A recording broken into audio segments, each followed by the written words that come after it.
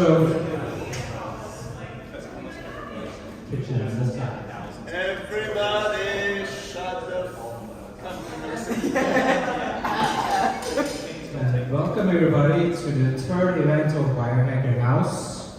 They're gonna kick us out of this house in a few days, I believe. So the next event, we don't know where it will be, but I think we have another house where we can host the visit. okay, let's see.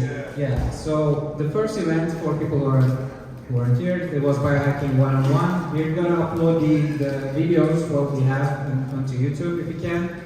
And the second event was about CGM. And so we all have, well, a lot of us has these CGM monitors. We're running experiments among ourselves. And the third event here is Share Your Blueprint, which Erin and Jacob will share their own personal blueprints. And they're completely different directions, different stuff. It's very interesting to see how other people are like organizing their lives.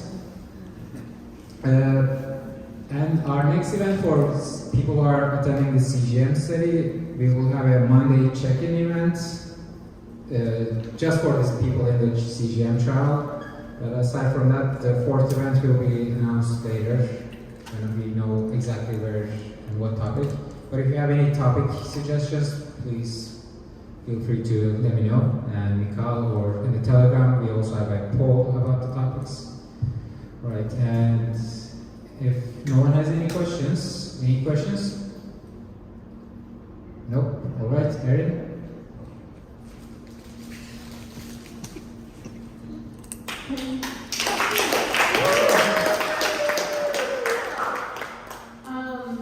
If you've been to some of the prior biohacking talks, mine might be a little bit of a different angle.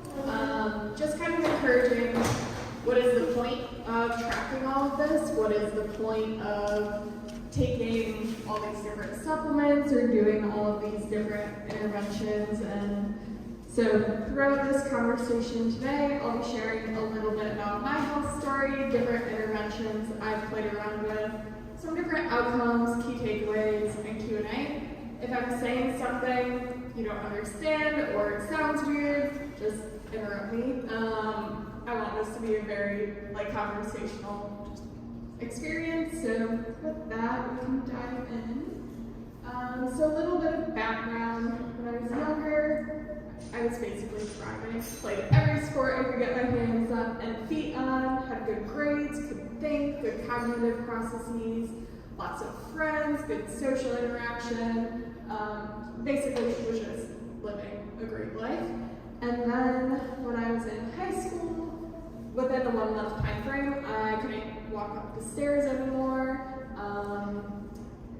Had to get disability accommodations, had to drop out of all my activities, all my friends left. So it was a big life 180. And throughout this, learned a lot of different things about health, about life. A couple more folks are coming in. Welcome. Hello. So yeah, I'll share a few different things I've explored. None of this is prescriptive. Do your own thing, listen to your body, all that good stuff.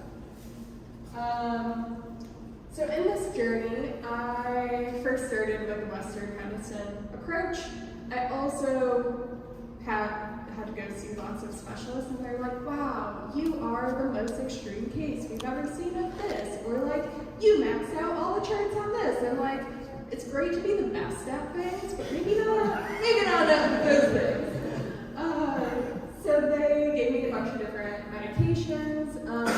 Ultimately, there wasn't much research on any of this at the time. Later, I was diagnosed with some autonomic nervous system disorders that often coincide or have comorbidities with all the rest of the systems of your body.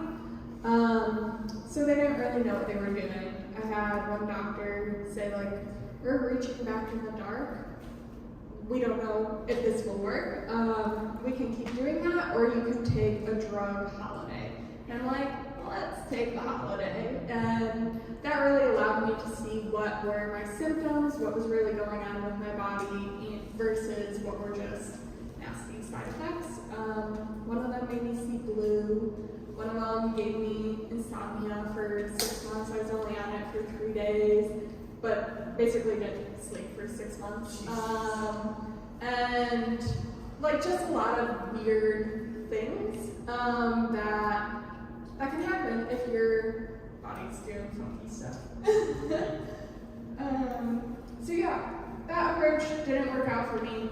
Can work out great for other people, especially for more specific types of use cases.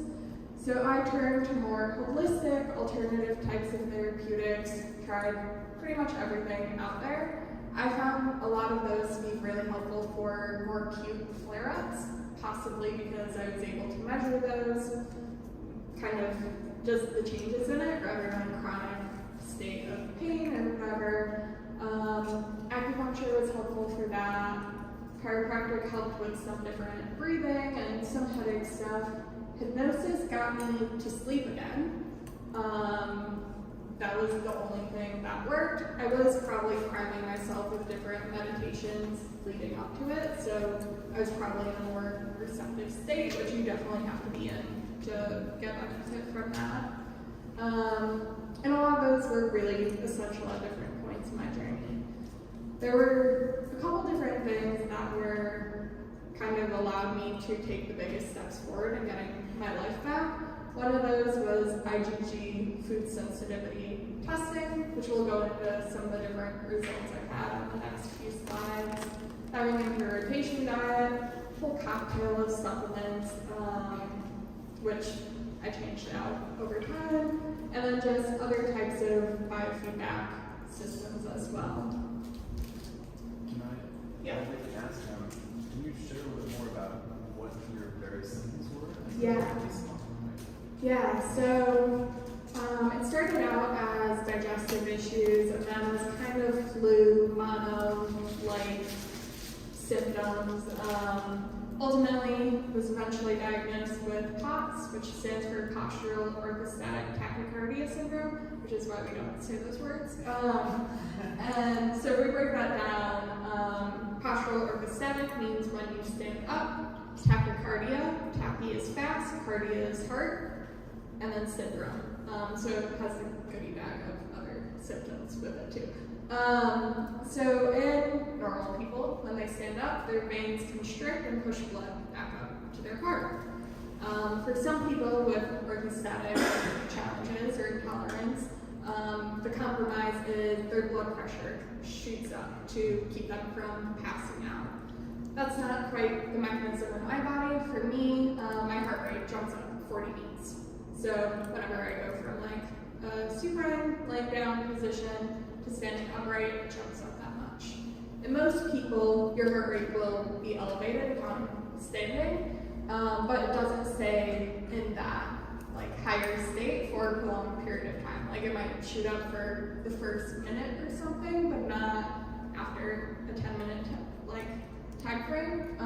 So to diagnosis, they strap you onto a table, Frankenstein style, and then basically see if you pass out when they make you vertical.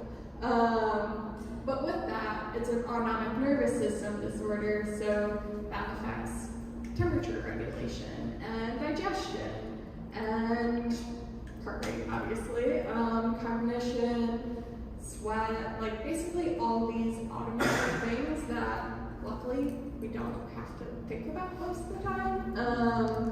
But if that's been imbalanced, it's problematic. Yeah.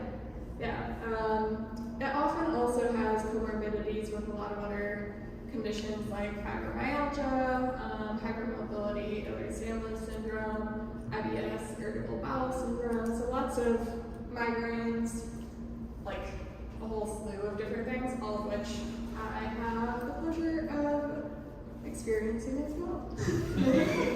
Yeah. So these symptoms, the whole body approach help in any of those, or Yes. is it help? Okay. Yeah. Like when I would have like acute pain flare-ups, acupuncture was super helpful for me. So it was kind of like a pain like management, not like it's not fixing them. but Well, not I can the- sleep now, so hypnosis fits that. And then I don't know, like I wouldn't be able to fly and like come here. I wouldn't be able to stand here this long. Like I was borderline bedridden. Like they were about to put feeding tubes in me because I lost 40 pounds. I wasn't absorbing any nutrients. So like Western medicine was not the solution for me. And for a lot of complex condition sets or complex medical situations, like Western medicine is really great if you need a specialist or if you need a specific surgery. But if you need a neurologist, an endocrinologist, a gastroenterologist, like all of these different things, it's not always as coordinated. Yeah. Yeah. What's that on the screen? That's a pop-up. Sorry about that. Yes. Any other things you'd like me to elaborate on here? Otherwise, I'll keep going. Yes. Also, what's that blue thing by the whole body approach, that color there? It's just like a little background thing. I took this template off of Canva, so if you like it, you can let the Canva designers know. If you don't like it, you can also let them know. I mean that little blue thing in the corner Yeah. there. Why This is little that? guy? Yeah. What is Yeah, that? it's part of the template. It's like a little, makes it not as boring. Got your attention.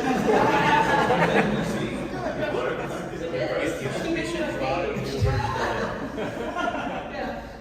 I have a question regarding hypnosis. Yeah. Super unfamiliar with it. Yeah, there is a hypnotist here, so if you have questions on this, his name starts with a J, I don't know. Yeah, so he would probably be able to better answer questions, but I can answer. Yeah, and I'm curious how it was for you. Like, did Yeah. you have a hypnosis session that permanently kind of changed something for you in that way? Yeah, I was going to like more holistic center at that time, a naturopathic doctor, and in their center they had a hypnotist. They also had like craniosacral therapy, which was really helpful for reestablishing like mind body connection. I went to that hypnotist specifically for the sleep issues at that time, and she was really lovely. Like, I'm friends with her now. And yeah, I did a couple different sessions with her.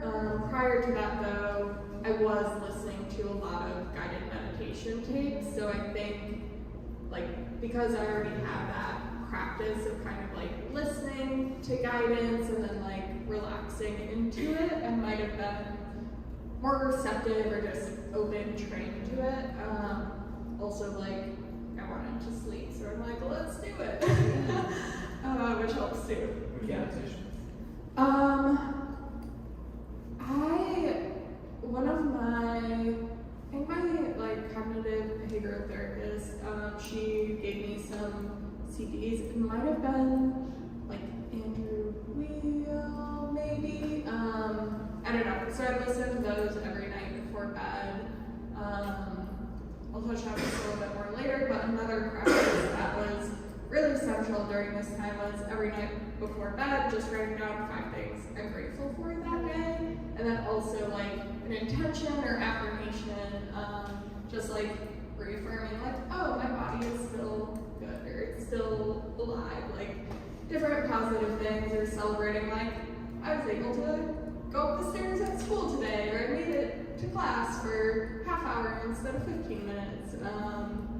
And yeah, I think that was a huge piece to like staying positive through it all.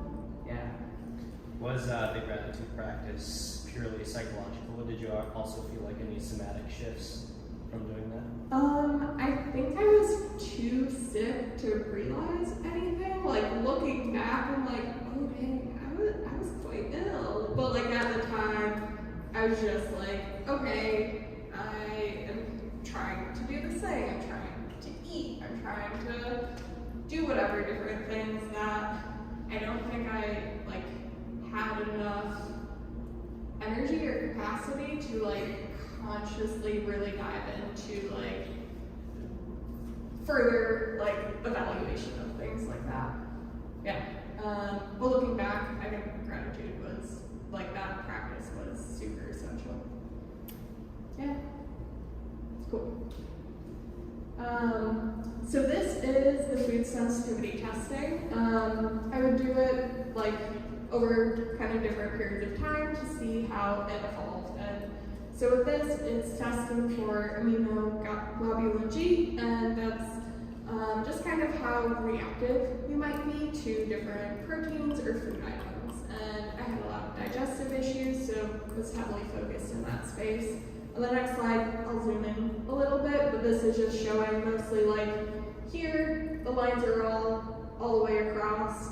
Over here, some of them got a little bit shorter, same thing in some of these other categories, and just how it might kind of evolve over time. And testing for lots of different foods in this. There is a second page to it, but I don't know, this gives you the gist. So if we're just looking here, this is a difference from 2012 to 2015, and there are a lot more lines going over. So since it's colorful over here, the green area is kind of like non-reactive, my body's chill with it. If it's in the yellow area, it's like, don't eat that every day. It's still kind of okay, but like, don't overdo it. The third category is like, stay away from this for 6 months. And then the last category was like, dude, don't think about it.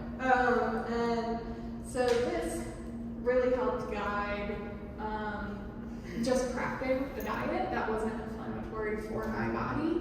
And a lot of, like, if someone has results like this, it's probably because their body's already experiencing some high level of stress that's like breaking down the walls of their intestine. They have a leaky gut type situation where anything they're putting into their body is kind of being reacted like this foreign thing that needs to be attacked. And if you put the same thing in your body multiple days in a row, that's super scary to the body, so it's super reactive.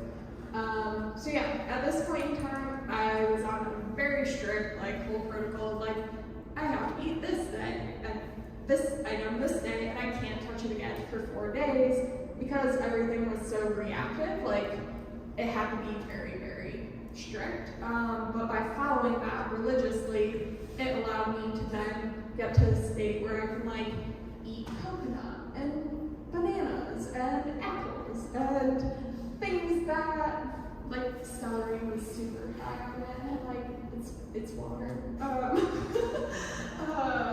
So like I have all this more freedom because I was kind of strict with it at that point in time. Yeah. So how, you mentioned the 4-day period. Yep. For people who don't know, if you have an IgG reaction to a food, your immune cells remember to like activate autoimmune response for 4 days. After that, it forgets, so you can eat it again and not get the same response.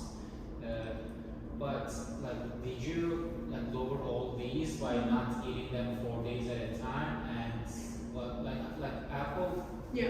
like it was like at the maximum, and pineapple at the maximum. And Yeah. they're all at the minimum range now. How did it get there? So it evolved over time. Yes. Yeah. 3 years. Yeah.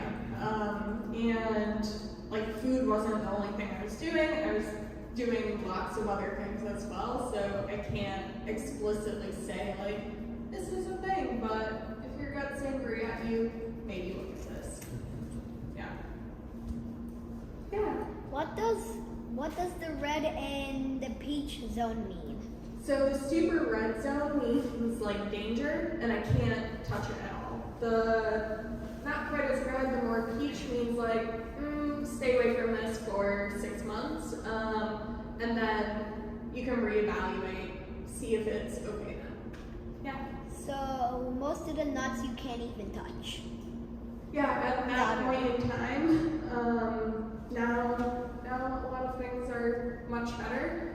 I guess I will say that brought up a really good point. As I was going through this, I was also balancing it with, okay, how's it feeling in my body? So I'm vegan, and I think that was really essential for my kind of processing journey. And I found that if I ate animal proteins, the like load on my body to digest that type of like food or protein took me like 3 days to recover energy wise. Or I could eat vegan and have energy in the meantime. So I chose that. Yeah. Will you be vegan before this or after? So when I was first diving into like, okay, Western medicine isn't working for me, what else is out there? I started and paired with all the digestion stuff and this first chart of like, what the heck am I gonna eat?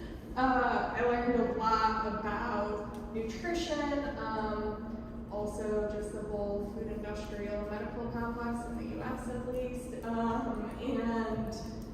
and so like I would eat organic because a lot of the produce in the US kind of sucks. Other countries though, I'm able to be a lot more flexible now.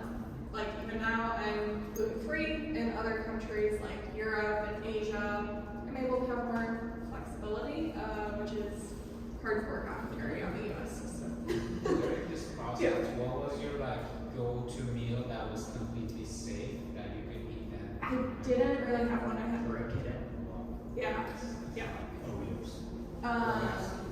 But luckily, yeah, my mom in particular was super helpful through this whole process, and having those support systems are really essential. Like I wouldn't have been able to navigate the medical system or even explore these other options or have the energy to cook a different meal every single time. Like it wasn't just me in this. Like I had a team of different practitioners I saw and good family support too. Question? Yeah.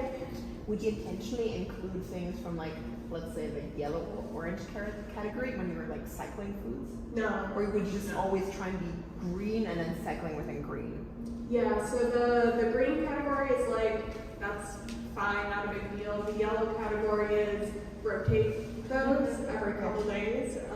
So the green ones were safe. So like, I guess at the beginning, strawberries were okay. So I had a couple foods that, knowing how reactive my body was to things, I still didn't want to push it.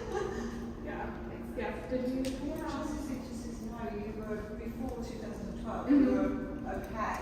Yeah. Do you know what sort of caused this change? So, yeah, there's a lot of different theories on it, and over the past handful of years, there's been more research. At the time, there was like almost no research. So, once I started feeling a little bit better, I think 2014, like I was speaking at hospitals and medical conferences on this. Like that's how unknown it was, despite the fact it affecting 1 in 100 people. Yeah. And the effects of it in some of the papers have been compared to like heart failure. Like that's how much of an impact on life. But yeah, prior to this, I was completely healthy. Looking back, there were a few things where it's like, oh, that was a sign. Like in the mornings, I might see different stars and stuff, and like that could be more like dizziness type symptoms, and I was probably dehydrated, but because I was so athletic growing up, increasing that muscle tone helps with pushing that blood back up, and I think that masked a lot of potential symptoms that could have come out earlier. There are some theories that any type of trauma, whether it's emotional or physical, could trigger kind of the onset of this as well. I had like a slight back tweaker injury, so in like October of 2011, and so I'm thinking maybe that could have been like decreased my activity, possibly. But like medication after that? Hmm? You took some medication after that? Yeah, so the timeline was I was healthy at the beginning of October. By Thanksgiving, my dad told me later like they were considering taking me to like Mayo. And like we went to Thanksgiving with my extended family, and so in their mind they're like, what's happening to Erin? Yeah, a couple other theories are it could be vaccine induced, the Gardasil vaccine for HPV, which was pushed through clinical trials faster then it's generally recommended. I fit within the timeline of that as well. I can't definitively say what it is. Maybe it's a combination of things. I don't know. Yeah. How old were you in 2012? I was a freshman in high school, so I was like 13, 14-ish. Yeah. Yep. Which, like, from a social angle, is not a great time to get sick. Yeah. Why didn't you take another one around now? Because those were a long time ago. They were, but I am able to live a great life right now, so I haven't felt the need to have to, like, tap back into that, but, like, the glucose monitor is something I've been curious about, so, like, having that easily available here, I'm like, yeah, let's do it. Yeah. Can you explain more about how the tests here work? Like, how you actually do all these, get all these readings? Yeah, it's a blood test. So they take a blood draw and do lab things. Okay, so do you have Yeah. an image that, like, you have to consume those No. foods? No, it's purely blood test. Oh, so it's like reacting your blood to Yeah. certain compounds in the food? Yeah. Oh, okay. Yep. Yeah, so I didn't have to do like the whole skin testing with all these further tests, but not these. Yeah. Sorry. So your biomarkers are all fine, your blood biomarkers are all fine, except for with this. No, those were terrible. Yeah. Yeah. Had hypothyroidism, pretty extremely. Like they were gonna put me on a whole bunch of like horse hormones. Lost my period for a year. Like basically all my digestion was jacked up. A lot of the different vitamin, calcium, like all those normal levels were kind of messed up. Or those ones were like just off. A lot of the different levels that would like indicate a specific other condition, those were all close enough to not be problematic, but since my whole body was kind of haywire, it was like, oh, this one's like your thyroid stuff is super messed up here, so it makes sense why this other one is adjusted higher or lower. Yeah, and a lot of those levels got better through things like this, and or being able to like, I think a lot of it was being able to absorb more nutrients again. Like, if you aren't absorbing nutrients, the body's not too happy. Yeah. So, my experience, the hard red and the second red one, Yep. when I introduced those foods like 1.5 years later, I still got like reactions to them. So like I couldn't go to the 4-day. Like I didn't Yeah. test the blood work, but I would still get reactions, and I would like, no, I'm happy without that. Yep. I'm not gonna introduce that. But like I would love to have that, but I can't. And what tip would you give me if I was like, is it like, because what I thought was my body will never be able to eat this again. Yeah. So I just gave up, but seeing your story, you kind of face that, and you can have it on a rotational basis. Any recommendations there, or I mean, think I could research? Yeah, but like I also just accepted like my body might be happier if I don't eat animal protein. So like I still haven't ate those in years. So I don't know, and that's fine with me. The whole body's super interconnected, so maybe something else is at play, which I think is often left out of different conversations, especially if we're focused on tracking like a specific biomarker, increasing that. Maybe it's connected to something else that like it's really hard to see that initial tie between things. I don't know. I eat vegan, gluten-free pizza, and that's the replacement. Like, I don't know if I have great tips on that. Yeah. So, like, for example, back to the apple, it was over Yeah. in the red zone, now it's green. So if you start eating it again now on a regular basis, is it gonna go back towards red, or you can just Yeah. stay green? So I was obsessed with garbanzo beans for a bit, like ate hummus every single day, falafel all the time. And then I realized like, oh, I might be overdoing this. Like I did this last year, so then I realized like, let's maybe cut that out for a month. And that's where like listening to my body really comes into play with it. So my body might just be a little bit more sensitive to things, or so like not eating like a whole tree of apples every day is probably in my best interest. But if you reintroduce them like 3 times a week, like will they So- go towards the red zones or like? Yeah. not really? Now since my body is so much better, like I don't really do the rotation stuff anymore because like my gut's more healed. But I do eat relatively unprocessed. Like generally I eat like good recommendations that most people can get behind, like not processed things, not sugary things. So I think that's a factor in it as well. And then I figured out other things that were helpful for me to just keep my body happy. So yeah. In order to know whether those beans you could like all they have the seeds Mhm. sometimes can be very inflammatory because Yeah. of the seeds, you know. For some people, especially a lot of plant-based people, Mhm. they know I'm going to stretch more seeds and Yeah.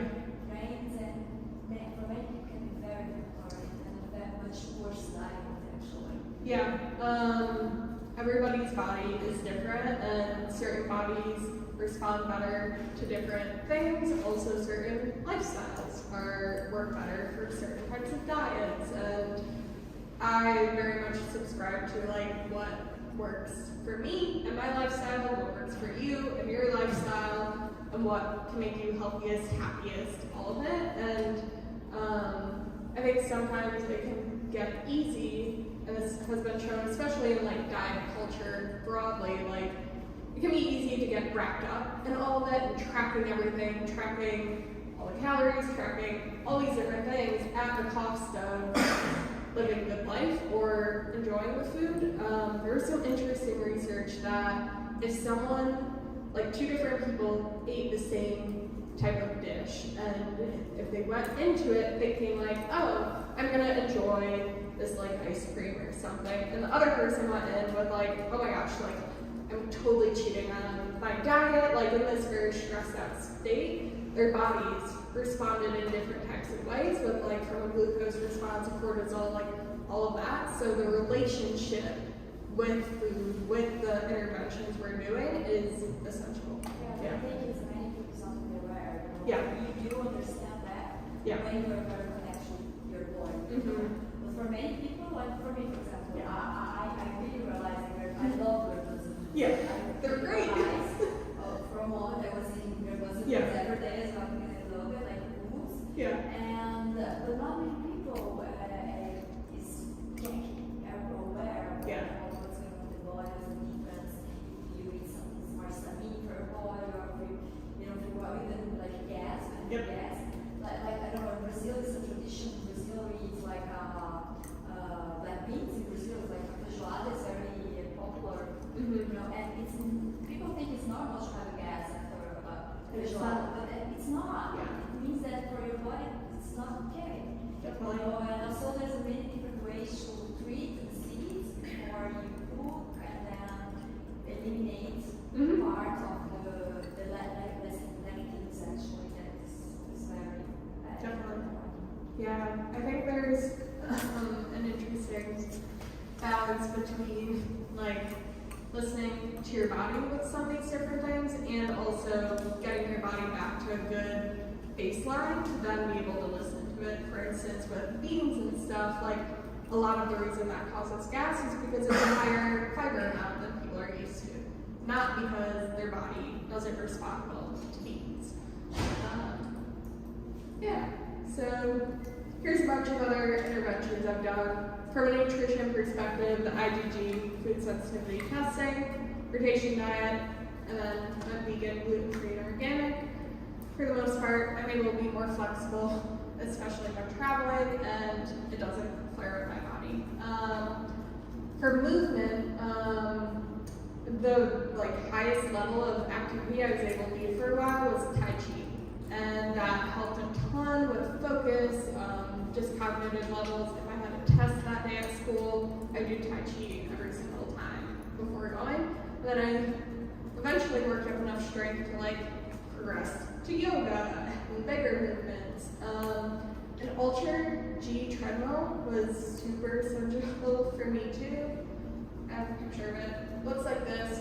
It's used by astronauts when they come back to Earth because their muscles basically deteriorate up in space.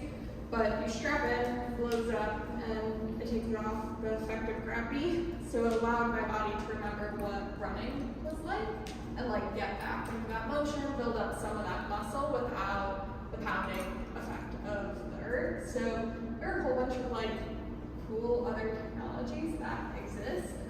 Maybe for other use cases like astronauts and marathon runners, it was great for me too. And that got me back to being able to eventually jog and relearn how to run and all of that. Also had to relearn how to float, which was fascinating because I was on the swim team. And just going through that, I had to relearn that twice just because my body composition changed 2 different times. So there were a lot of weird things with water retention too. My body would change over 15 pounds over the course of a day just from weird water retention and electrolyte stuff. So back to your question of were my other levels good? Electrolytes were super wonky too. I did log rolling. Didn't even know that was a thing. Won a log rolling competition. That was super fun. I thought I was going to be playing soccer in high school, but no, it was log rolling. And then, water is super therapeutic. Mentally, the gratitude journal, 5 things before bed, the intentions are just retraining my mind of even though this negative thing is being experienced or felt right now, my body is still good, or just different positive things like that. Social connection is also really essential, especially when going through challenging things. There's a really great study, 85 years long, done at Harvard on what's the biggest predictor of overall life satisfaction, health, happiness, all of it, and the length through which you will live, and the biggest predictor is social connection. Yeah. Do you find it easy to maintain the motivation to be consistent with the gratitude journaling and intentions, even once it doesn't better, do you still do it on a constant basis? I'm not quite as consistent as I was before, but it might also look sitting outside now and doing a list of things I'm grateful for in the morning. So it's not as consistent for me currently, but I know lots of other people who religiously do it, and it's there are no negative effects of that. Yeah. In terms of retraining different muscle groups, things like that, biofeedback devices are so great for that, just giving you a sense of where your body is at, and then learning how to control different digestive muscles and things like that. So there's a bunch of cool things, learning brain waves or just weird other muscles you don't even realize exist, or at least I didn't. Cognitive behavioral therapy was helpful too, and exposure therapy. An example of that was I had a lot of issues with just processing different sensations, specifically lights. So I would sometimes go outside at night and then briefly look towards car lights to just and be these lights are still good, they aren't harming my body, I can see these things, and just have to retrain no, that's not something that has to be this automatic pain signal, because that's how my brain was filtering it. Do you have a question? I did.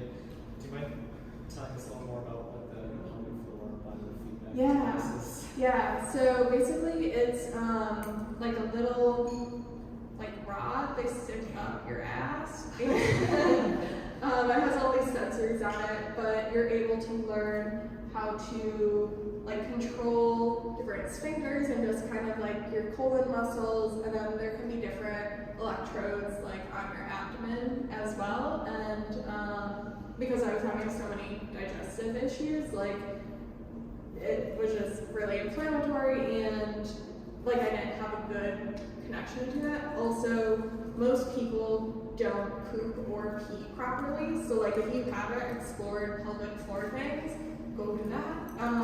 And it can cause a lot of issues as you age. I found a picture for it. Yeah.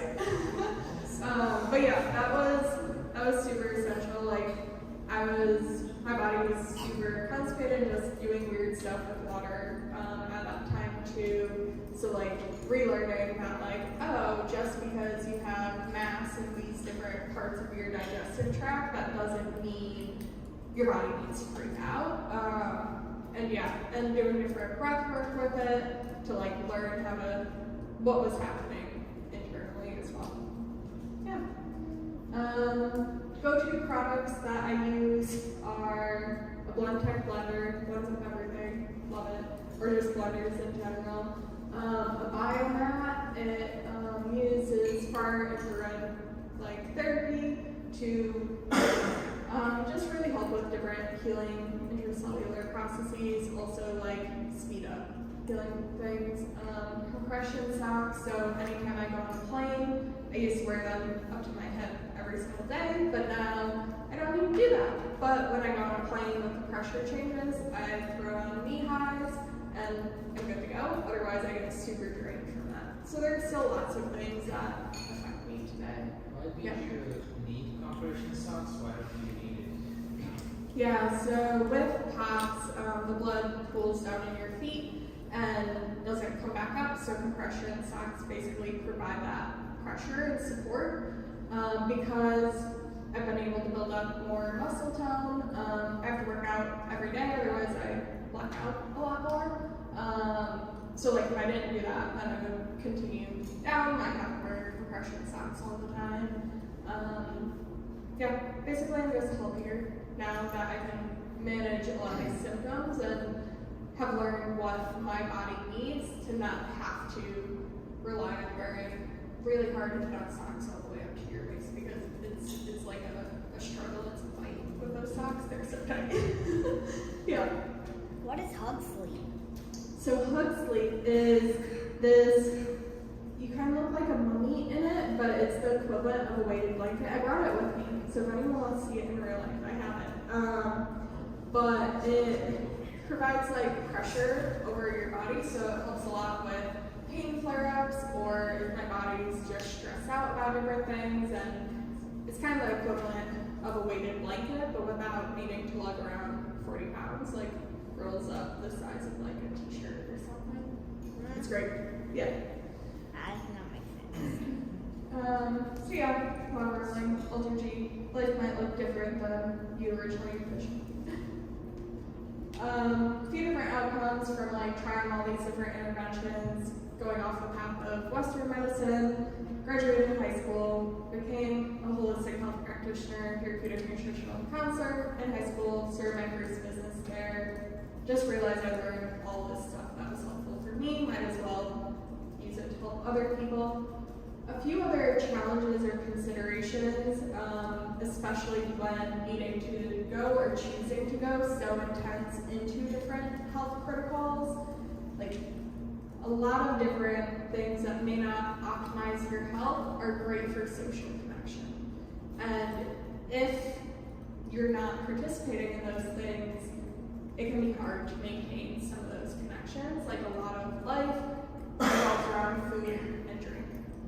If you're not doing those things, it's hard to build those same connections, maintain all of that. And then also it can become, at least for me, like a fairly transactional relationship with health, body, life. Like I'm working on retaining my mind around food of like, this isn't just calories or nutrition inputs, it's also maybe I could enjoy what I'm eating right now. And like life is meant to be lived, and if we're alive right now, that could completely change tomorrow. Even if we're working on great longevity protocols. Like so just kind of keeping all of that in mind of all the other biohacking conversations we've been having here.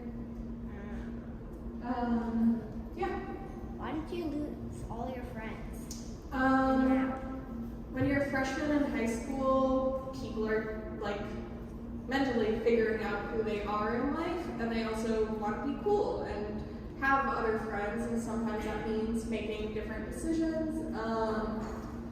Yeah, so like I could understand them, but I was expecting like the moms who were second moms to me all the years growing up and like lived at their house practically as much, if not more, than my own.